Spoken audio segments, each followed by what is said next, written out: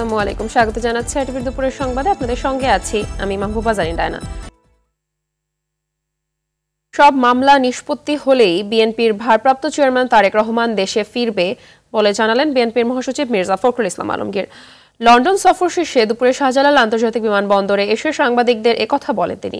মির্জা ফখরুল আরও বলেন, নির্বাচনের জন্য প্রস্তুত হতে আহ্বান জানিয়েছেন তারেক রহমান। বাংলাদেশ ভারতের মধ্যকার সমস্যা আলোচনার মাধ্যমে সমাধান হবে বলে আশা প্রকাশ করেন বিএনপি মহাসচিব।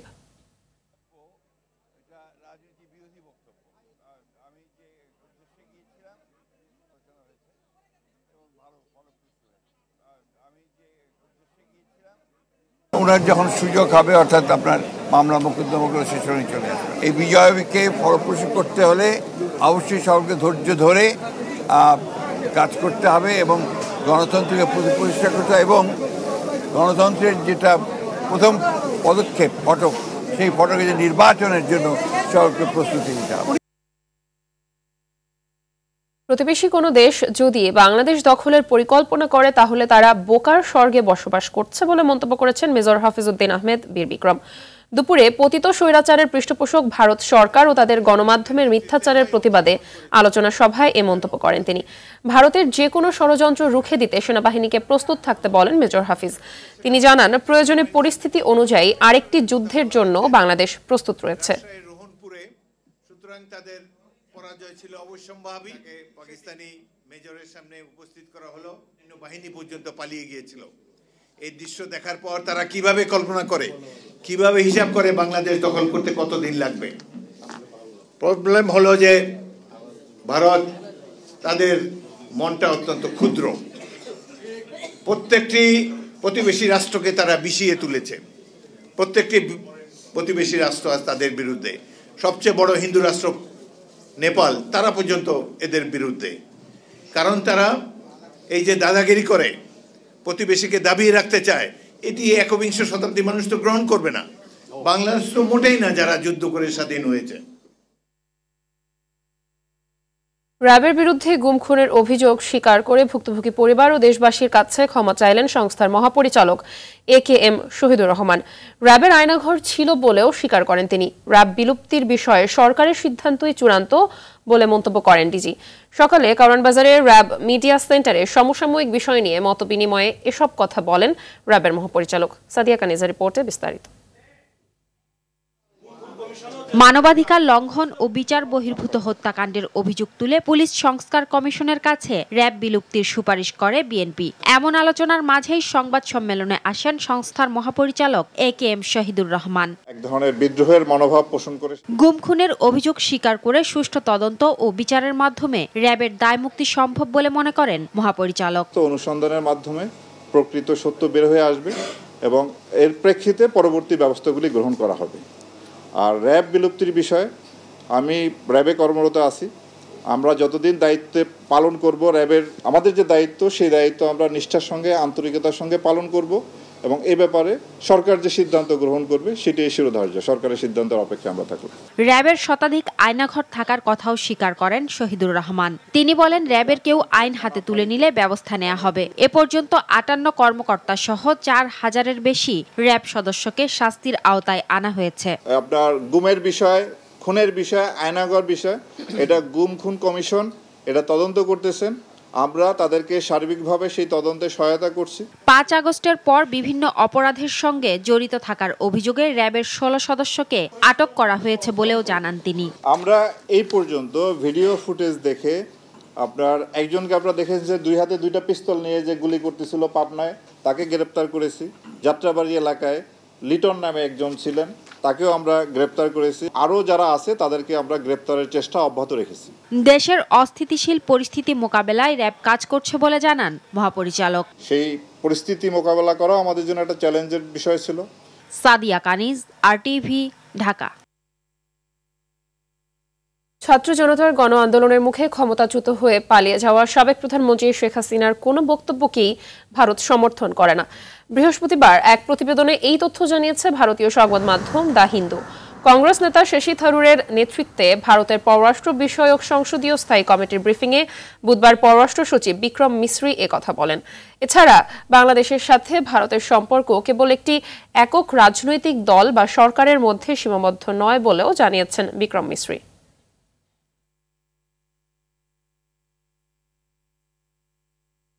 জুলাই আগস্টে গণহত্যা মামলায় যাত্রাবাড়ী থানার সাবেক ওসি আবুল হাসানকে আন্তর্জাতিক অপরাধ ট্রাইব্যুনালে হাজির করা হয়েছে। সকাল 10:30টার পরে ট্রাইব্যুনালের চেয়ারম্যান বিচারপতি গোলাম মোর্তজা মজুমদারের নেতৃত্বাধীন 3 সদস্যের ট্রাইব্যুনালে তাকে হাজির করা হয়। গত 4 ডিসেম্বর শিক্ষার্থী ইমাম হোসেন তাইম হত্যা মামলায় যাত্রাবাড়ী থানার সাবেক ওসি আবুল হাসানকে গ্রেপ্তার দেখিয়ে কারাগারে পাঠানোর নির্দেশ দেন। মামলার সূত্রে জানা গেছে, ইমাম হোসেন তাইমকে কাছ থেকে গুলি করার পর থানায় নিয়ে মুখমণ্ডল বিকৃত করে মৃত্যু নিশ্চিত করার ঘটনায় সরাসরি যুক্ত ছিলেন সাবেক এই পুলিশ কর্মকর্তা।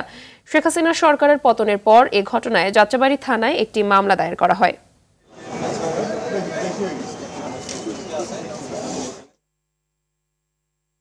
সাবেক প্রধানমন্ত্রী শেখ হাসিনার ছেলে সজীব ওয়াজেদ জয়কে অপহরণ ও হত্যা চেষ্টা মামলায় বিএনপির জাতীয় নির্বাহী কমিটির সদস্য মোহাম্মদ মিজানুর রহমান ভূঁইয়া মিল্টন আত্মসমর্পণ করে জামিন পেয়েছেন।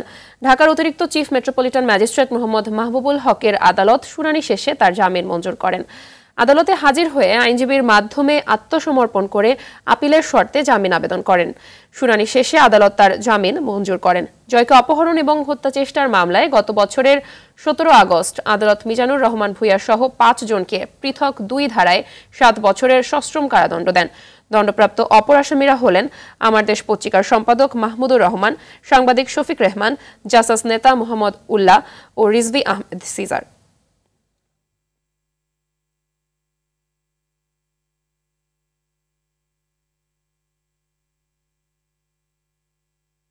আইডিয়াল কলেজের প্রথম বর্ষের শিক্ষার্থী খালিদ হাসান সাইফুল্লাহ হত্যা মামলায় সাবেক তথ্যমন্ত্রী ও জাসদের সভাপতি হাসানুল হক ইনুকে কারাগারে পাঠানো হয়েছে। দুপুরে ঢাকার মেট্রোপলিটন ম্যাজিস্ট্রেট মোহাম্মদ শেফাতুল্লাহ আদেশ দেন। মামলার তদন্ত কর্মকর্তা কোতোয়ালি জোনাল টিমের পুলিশ পরিদর্শক সাজ্জাদ হোসেন 4 দিনের রিমান্ড শেষে তাকে কারাগারে আটক রাখার আবেদন করেন। আদালত সেটি মঞ্জুর করেন। গত 8 নভেম্বর এ মামলায় তার 4 দিনের রিমান্ড মঞ্জুর করেন আদালত। 25 আগস্ট বিকালে উত্তরার একটি বাসা থেকে ইনুকে গ্রেফতার করে ডিবি পুলিশের একটি টিম। এরপর বিভিন্ন মামলায় কয়েক দফা তাকে রিমান্ডে নিয়ে জিজ্ঞাসাবাদ করা হয়। সম্পদের তথ্য গোপন করা মামলায় ব্যবসায়ী গিয়াসউদ্দিন আল মামুনকে খালাস দিয়েছেন আপিল বিভাগ। প্রধান বিচারপতি ডক্টর সৈয়দ রেফাত আহমেদের নেতৃত্বাধীন 5 সদস্যের আপিল বিভাগ এ রায় দেন। 2007 সালের 18 ফেব্রুয়ারি দুদকের নোটিশের পরিপ্রেক্ষিতে সম্পদের হিসাব দাখিল না করায় একই সালের 8 মে দুদকের সহকারী পরিচালক মোহাম্মদ ইব্রাহিম ক্যান্টনমেন্ট থানায় এ মামলা করে। মামুনের বিরুদ্ধে 101,73,73,369 টাকার অবৈধ সম্পদ অর্জনের অভিযোগ আনা হয়। এ মামলায় 2008 সালের 27 মার্চ মামুনকে 10 বছরের কারাদণ্ড এবং 10 লাখ টাকা অনাদায়ে আরও 1 বছরের দণ্ড দেন। ওই রায়ের বিরুদ্ধে হাইকোর্টে আপিল করলে 2012 সালের 30 জুলাই খালাস পায় মামুন। পরে এই মামলায় আপিল বিভাগে যায় দুদক।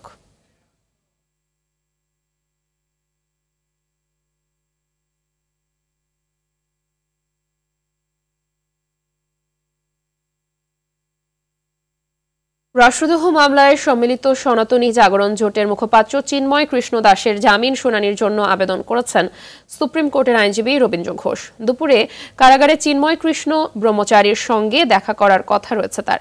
সকালে মহানগর দায়রা জজ মোহাম্মদ সাইফুল ইসলামের আদালতে এই আবেদন জমা দেন। আদালত আবেদন গ্রহণ করে দুপুরের পর শুনানির জন্য সময় ধার্য করেছেন বলে আদালত জানায়। সুপ্রিম কোর্টের আইনজীবী ও বাংলাদেশ মাইনরিটি ওয়াচের সভাপতি রবীন্দ্র ঘোষ বলেন, আগাম শুনানির আবেদন করা হয়েছে। দুপুর 2টার পর শুনানি হওয়ার কথা আছে। এদিকে আলোচিত এ মামলার কার্যক্রম ঘিরে আদালত প্রাঙ্গণে নিরাপত্তা ব্যবস্থা জোরদার করা হয়েছে।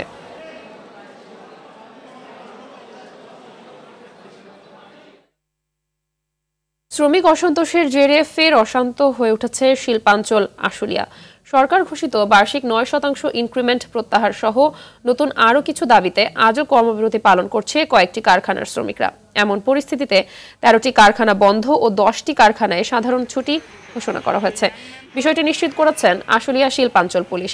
শ্রমিকরা বলছেন, মূল্যস্ফীতি বেড়ে যাওয়ায় চলতি বেতনে জীবনযাপন করা কঠিন হয়ে পড়েছে। তাই বাৎসরিক বেতন 15% বৃদ্ধি, অর্জিত ছুটির টাকা প্রতি মাসে পরিশোধ, নিম্নতম মজুরি 25,000 টাকা নির্ধারণ সহ বিভিন্ন দাবিতে আন্দোলন করেছেন তারা। এদিকে অপ্রীতিকর পরিস্থিতি এড়াতে শিল্পাঞ্চল জুড়ে কঠোর নিরাপত্তায় কাজ করছে আইনশৃঙ্খলা বাহিনীর সদস্যরা। এদিকে বেতন বৃদ্ধি নিয়ে আজ আবারও শ্রমিকদের প্রতিনিধিদের সঙ্গে বৈঠকে বসবে সরকার ও মালিকপক্ষ। সচিবালয়ে এই বৈঠকে উপস্থিত থাকবেন শ্রম ও কর্মসংস্থান উপদেষ্টা ব্রিগেডিয়ার জেনারেল এম শাখাওয়াত।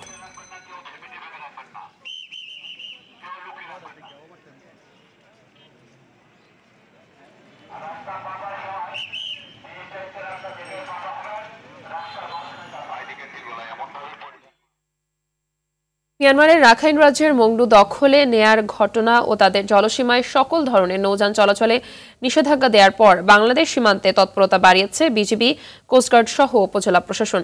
গেল সোমবার থেকে নাফ নদী সহ মিয়ানমার লাগোয়া সীমানায় সাগরে সাময়িকভাবে মাছ শিকার না করতে মাইকিং করা হচ্ছে। এদিকে টেকনাফ সেন্ট মার্টিন নৌপথের বোট মালিক সভাপতি রশিদ আহমেদ জানান, মিয়ানমারের সংঘাতের কারণে টেকনাফ সেন্ট মার্টিনে যাত্রীবাহী ট্রলার, স্পিডবোট ও মাছ ধরা ট্রলার চলাচল বন্ধ রাখতে আদেশ দিয়েছেন নির্বাহী কর্মকর্তা। সেন্ট মার্টিনের বাসিন্দাদের অভিযোগ, দ্রুত এ সমস্যা সমাধান না হলে প্রবালদ্বীপ সেন্ট মার্টিনের বাসিন্দারা খাদ্য সহ নিত্য প্রয়োজনীয় পণ্যের সংকটে পড়বে।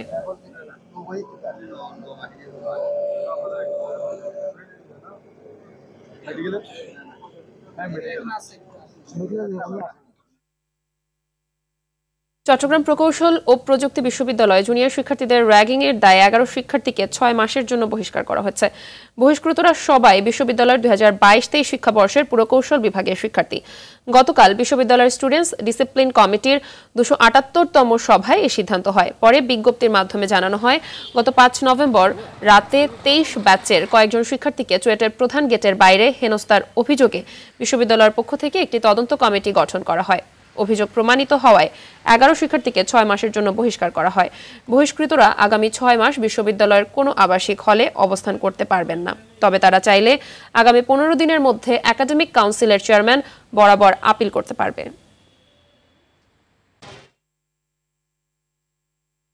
হঠাৎ ডাউন হয়ে যাওয়ার 3.5 ঘন্টা পর মেটা প্ল্যাটফর্মের মালিকানাধীন ফেসবুক, ইনস্টাগ্রাম ও হোয়াটসঅ্যাপ সচল হয়েছে। তবে বিশ্বজুড়ে কিছু ব্যবহারকারী এখনও ফেসবুক ও ইনস্টাগ্রামে অ্যাক্সেস করতে নানা সমস্যার সম্মুখীন হচ্ছেন। বুধবার রাত 12টায় মেটার জনপ্রিয় পরিষেবাগুলো বিশ্বজুড়ে ডাউন হতে শুরু করে। ধীরে ধীরে প্রযুক্তিগত এ ত্রুটির সম্মুখীন হন ব্যবহারকারীরা। দীর্ঘ 3.5 ঘন্টা পর বাংলাদেশ সময় রাত 3:30 দিকে সচল হয় হোয়াটসঅ্যাপ। ধীরে ধীরে সচল হতে থাকে ফেসবুক, ইনস্টাগ্রাম ও মেসেঞ্জার।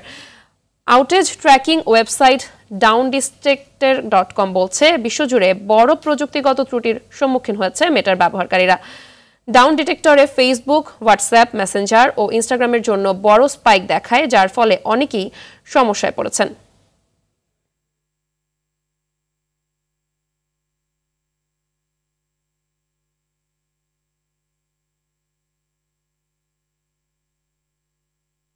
হরিণ শিকার ও পাচারের নিরাপদ রুট বরগুনার পাথরঘাটার বিভিন্ন এলাকা। বন বিভাগ সহ বিভিন্ন বাহিনী প্রায় অভিযান চালালেও দুষ্কৃতকারীরা ধরাছোঁয়ার বাইরেই থেকে যায়।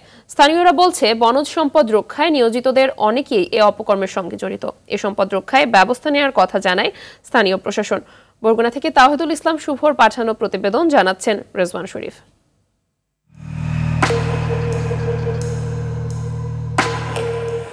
দৃশ্যটি দেখে মনে হতে পারে কোনো জেলে কিংবা শ্রমিক জরুরি কিছু তৈরিতে ব্যস্ত। কাজের সুবিধার্থে শুনশান নীরবতা আর বুনো পরিবেশকে বেছে নিয়েছেন। আসল বিষয়টি হলো হরিণ শিকারের জন্য ভাত তৈরির কাজে ব্যস্ত তিনি। ছদ্মবেশী এ শিকারী জানান তার উদ্দেশ্যের কথা। পর্দা আছে কিছু লোক আমরা একসাথে করে দড়ি ধরার পরে হরিণ বাজু বা শুকর। দেশের দক্ষিণাঞ্চলীয় জেলা বরগুনার পাথরঘাটা একটি উপকূলীয় উপজেলা। নদী, সাগর, বন সব মিলিয়ে নানা দিক থেকে তাৎপর্যপূর্ণ এ উপজেলাটি প্রাকৃতিক সম্পদে ভরপুর। সুন্দরবনের খুব কাছে হওয়ায় পর্যটকরাও উপভোগ করতে পারেন নয়নাভিরাম প্রাকৃতিক সৌন্দর্য। অথচ দীর্ঘদিনেও খুব একটা উন্নয়নের ছোঁয়া লাগেনি এ উপজেলায়। এ উপজেলার বনাঞ্চল লালদিয়া ও সুন্দরবনের ভেতর থেকে নির্বিচারে শিকার হচ্ছে হরিণ। পাচার হচ্ছে হরিণের মাংস, চামড়া, শিং, হাড় সহ বিভিন্ন অংশ। সংশ্লিষ্টদের তথ্যমতে বনাঞ্চলে সক্রিয় রয়েছে প্রায় 30টি চক্র। প্রতি বছর তাদের হাতে মারা পড়ছে অন্তত 9,500 হরিণ। বন রক্ষকদের কতিপয় কর্মকর্তা কর্মচারী সহ স্থানীয় প্রভাবশালীদের যোগ সাজসে দীর্ঘদিন ধরে এই অপকর্ম চালিয়ে যাচ্ছে দুর্বৃত্তরা। মাঝে মধ্যে নৌবাহিনী, কোস্টগার্ড, বন বিভাগের অভিযানে 2-1 আটক কিংবা মালামাল জব্দ হলেও তা খুবই নগণ্য। আমাদের এই অঞ্চলে গড়ে ওঠা হরিণ শিকারীরা কিন্তু এখন বর্তমানে বেপরোয়া হয়ে উঠছে। এই হরিণ ধরার ফাঁদ, তারপরে মাংস ইত্যাদি ইত্যাদি জব্দ করে, কিন্তু আসলে যারা হরিণ শিকারী তাদেরকে কোনো রকমের কোনো সময় বাহির সাইডের যত মানুষ বা ওই রাস্তার গড়কুলের মানুষ এরা প্রায় জড়িত। বন ও বনজ সম্পদ রক্ষায় সব রকম ব্যবস্থা নেওয়ার কথা জানান এ উপজেলা কর্মকর্তা। বিভিন্ন সময় দেখা যায় যে হরিণ পাওয়া যাচ্ছে, হরিণের মাংস পাওয়া যাচ্ছে। তো এই বিষয়গুলো যখনই যেটা পাওয়া যাচ্ছে, তো সেই বিষয়গুলো হলো আইনের আওতায় নিয়ে আসা হচ্ছে। প্রাকৃতিক সম্পদ রক্ষায় সংশ্লিষ্টরা আরও কঠোর হবে, এমনটাই চাওয়া স্থানীয়দের। রেজওয়ান শরীফ, RTV। শীত বাড়ছে উত্তরাঞ্চল সহ দেশের বিভিন্ন জেলায়। দেশের সর্বনিম্ন 10.2 ডিগ্রি সেলসিয়াস তাপমাত্রা রেকর্ড করা হয়েছে চুয়াডাঙ্গায়। ঘন কুয়াশার সঙ্গে ঠান্ডা বাতাস শীতের তীব্রতা বাড়িয়ে দিয়েছে। পঞ্চগড়ে ভোরে ঘন কুয়াশায় ঢাকা পড়ে চারপাশ। সেই সঙ্গে উত্তরের হিমেল হাওয়ায় জনজীবনে দুর্ভোগ বেড়েছে। দুর্ঘটনা এড়াতে হেডলাইট জ্বালিয়ে চলছে যানবাহন। দিনাজপুরে 3 দিন ধরে সূর্যের দেখা নেই। বিভিন্ন স্থানে কাঠখড় জ্বালিয়ে শীত নিবারণের চেষ্টা করছেন মানুষ। জেলার হিলিতে হাসপাতালে বাড়ছে শীতজনিত রোগীর সংখ্যা। ঠাকুরগাঁওয়ে গুড়ি গুড়ি বৃষ্টির মতো ঝরছে কুয়াশা। সবচেয়ে বেশি দুর্ভোগে আছেন খেটে খাওয়া ছিন্নমূল মানুষ। ঠান্ডা বাতাস ও কুয়াশার কারণে নওগাঁয় বিপাকে পড়েছেন খেটে খাওয়া মানুষ। এদিকে ঘন কুয়াশার কারণে বুধবার রাত 12টা থেকে আরিচা কাজিরঘাট রুটে ফেরি চলাচল বন্ধ আছে। এছাড়া ভোর রাত 3টা থেকে পাটুরিয়া দৌলদিয়া নৌপথেও ফেরি চলাচল বন্ধ রাখা হয়েছে। এতে মাঝ নদীতে 4টি ফেরি নোঙর করে রাখা হয়েছে।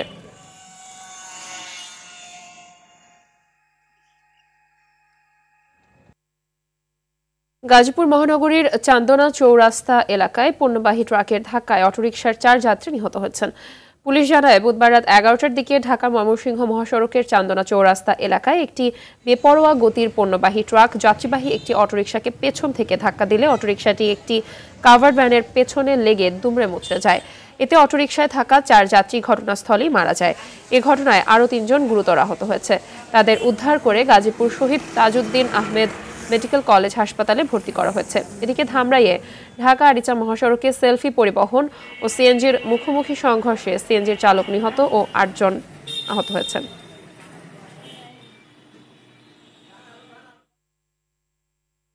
ময়মনসিংহের ভালুকায় স্বামী স্ত্রী সহ 3 জনের মরদেহ উদ্ধার করা হয়েছে।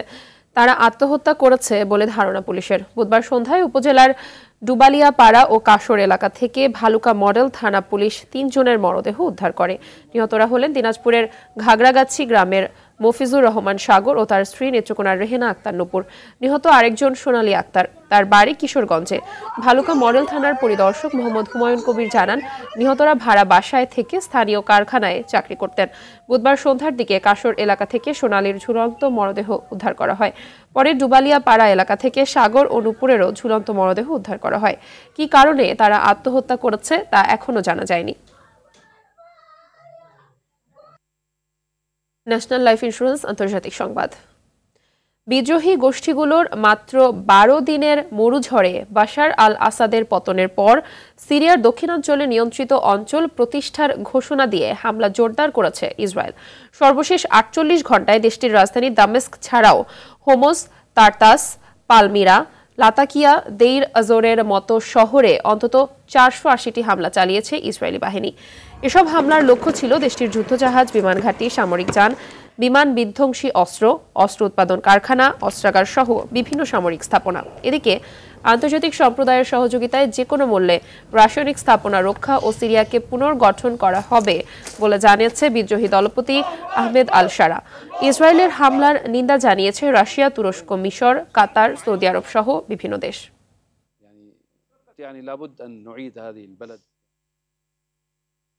মিয়ানমারে বাংলাদেশ সীমান্তবর্তী মংডু শহর দখলে নেওয়ার পর এবার সরকারি বাহিনীর শত শত সৈন্যকে আটকের কথা জানিয়েছে দেশটির সশস্ত্র বিদ্রোহী গোষ্ঠী আরাকান আর্মি।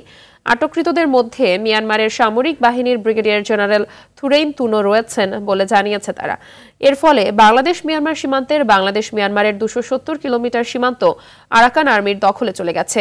এদিকে উদ্ভূত পরিস্থিতি পর্যালোচনায় এবং সীমান্তবর্তী দেশগুলোর করণীয় ঠিক করতে মিয়ানমারের আশপাশের দেশগুলোর পররাষ্ট্রমন্ত্রী পর্যায়ের একটি ইনফরমাল বৈঠক বসছে ব্যাংককে। 19 ডিসেম্বর বৈঠকটি অনুষ্ঠিত হতে পারে বলে জানায় কূটনৈতিক সূত্রগুলো। নানা রিক্ততা সত্ত্বেও বৈঠকে এক টেবিলে বসতে যাচ্ছে বাংলাদেশ, ভারত ও চীন।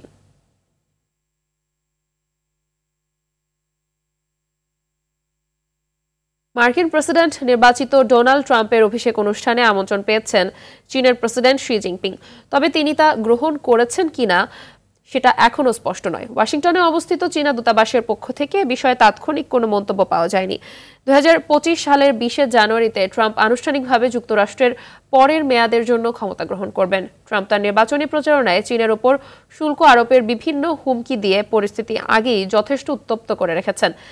ফ্যান্টানিল নামক মাদকের চোরাচালান বন্ধে জোরালো পদক্ষেপ না নিলে চীনা পণ্যের উপর অতিরিক্ত 10% এমনকি 60%-এরও বেশি শুল্ক আরোপ করা হতে পারে বলেও হুমকি দেন ট্রাম্প। এদিকে চীনা পণ্যে অতিরিক্ত শুল্ক বাস্তবায়িত হলে বিশ্বের শীর্ষ দুটি অর্থনীতিতে পারস্পরিক বাণিজ্য যুদ্ধ ত্বরান্বিত হবে বলে সতর্ক করেছে বেইজিং।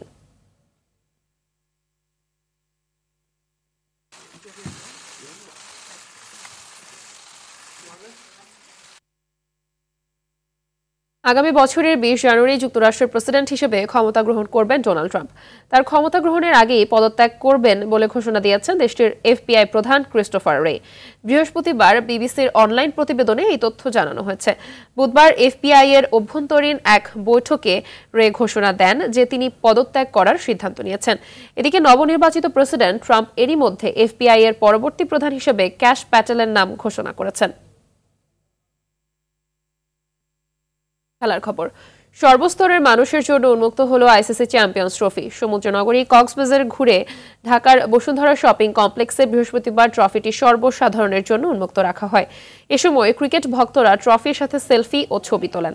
13 ডিসেম্বর মিরপুরের শেরে বাংলায় বর্তমান ও সাবেক জাতীয় দলের ক্রিকেটার, বিসিবির কর্মকর্তাদের নিয়ে হবে শেষ দিনের মতো আয়োজন। আগামী 19 ফেব্রুয়ারি 8 দল নিয়ে পাকিস্তানে হওয়ার কথা চ্যাম্পিয়ন্স ট্রফির নবম আসর। কিন্তু ভারতের আপত্তিতে পাকিস্তানে পুরো টুর্নামেন্ট হওয়া নিয়ে আছে শঙ্কা।